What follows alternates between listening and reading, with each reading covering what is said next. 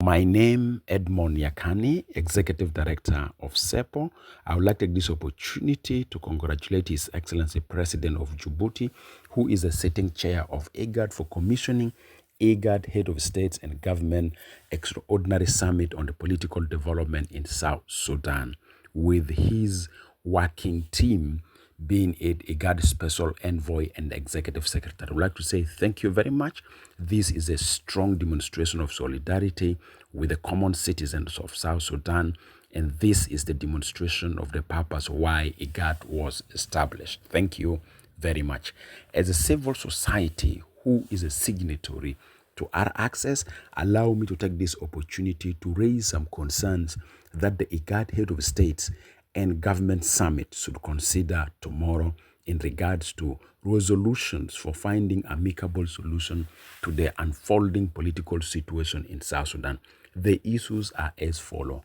Number one, the parties that are signatory to our access and in the government of national unity need to work with the spirit of treating each other as a peace partner, not as an opposition. One of the reasons challenging the implementation of our access is that there's a high deficit in trust and confidence among our leaders, simply because they look at each other as an opposition, not as a peace partner. And these have affected the spirit and the letter of working together for delivering the political transitional process in the country through the implementation of our access task.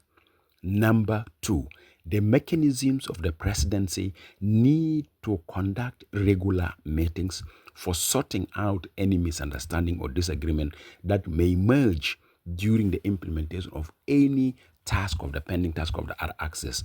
The mechanism of the presidency is always meeting when tensions are high, and normally decisions of the meeting of the presidency are undermined immediately, or sometimes you come to realize that violence is scaled up after when the spirit of disagreement at the meeting of the presidency. And this is not the first time with the incident of Nasir. We have seen in 2016 why the country turned back to war. It's also results of the meeting of the presidency. So I would like to urge a guard head of states that the meeting of the presidency must be utilized properly by our leaders. And we are happy that recently they have made it more inclusive, where even civil society have a representation of the meeting of the presidency. We would like to say thank to His Excellency President for the Republic of South Sudan for opening up that window of opportunity for civil society as eye of citizen to attend the meeting of the presidency. But we are asking IGAD head of state to make this meeting as a very important, as an instrument of gaining consensus for making the political transition from violence to peace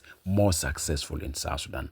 Number three, we hope that the IGAD head of state should call for a thorough investigation of the violence in Nasir through citizen, but also should urge UN to commission an investigation to the situation in Nasir, and that should also follow the situation in Tombra, in Kubribo, in Bazia, and this also should follow other incidents that happen in the country as a violation of the permanent ceasefire and the cessation of hostility agreement 2017. Number four, we wish the IGAD Head of State Summit should endorse the proposal of the AU C5 for appointment of AU high-level representative to the Republic of South Sudan to help nurture trust and confidence among the parties who are signatory to our access, whom we term them as a peace partners, but also among our leaders at the presidency level. We have enough African leaders that are capable of occupying that seat. Previously was His Excellency Alpha Konari, and we know health situation of Alpha Konari couldn't make him be proactive. We are asking IGAD head of states and government summit this time round to at least second that idea and name someone as IGAD to be appointed by AU as AU High Representative to the Republic of South Sudan. And I wish that ticket should go to Tanzania so that we can have someone or any person in any member state of African Union who is an ex-president or ex-prime minister to help our leaders nurture trust and confidence for delivering the pending task of the R access. Number five, adequate financing of the preparation of the country for elections, constitutional making process, and the unification of the forces as a preconditions that are needed for creating a good enough conditions for the conduct of the election by December 2026.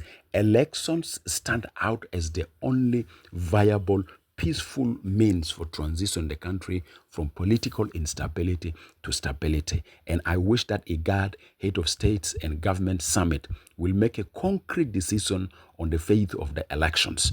And also we need to see, as we are preparing for elections, inclusivity to be embraced.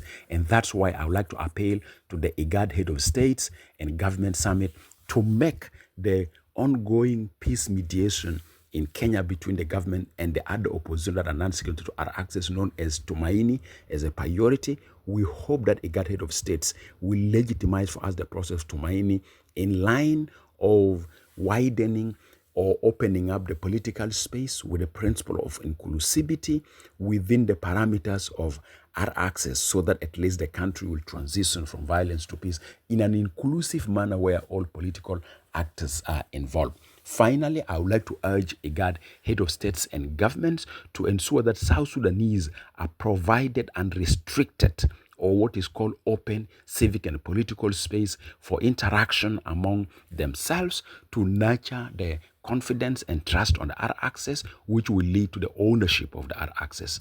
And also like to urge IGAD leaders to urge our leaders to put all their efforts to ensure that the politically motivated communal violence are stopped. The incidences that today happen as a violation of the permanent ceasefire are results of proxy war among our leaders, where they use ethnicity, where they use tribal line or tribal conflict to express their discontented political positions. There's a need for our leaders to end proxy war in the name of communal violence. And always these violence are politically motivated by the political elites. But also would like to appeal to our head of states and government in IGAD during this IGAD summit. Please, we are appealing to you.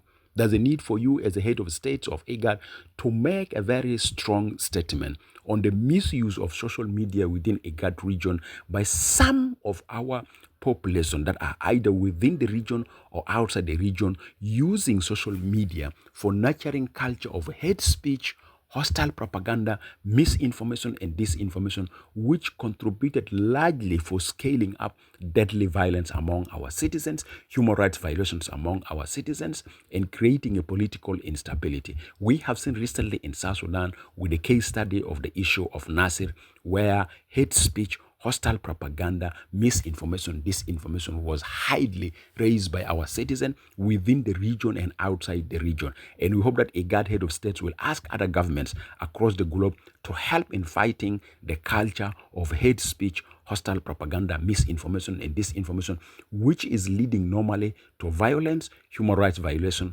and economical instability. Thank you very much.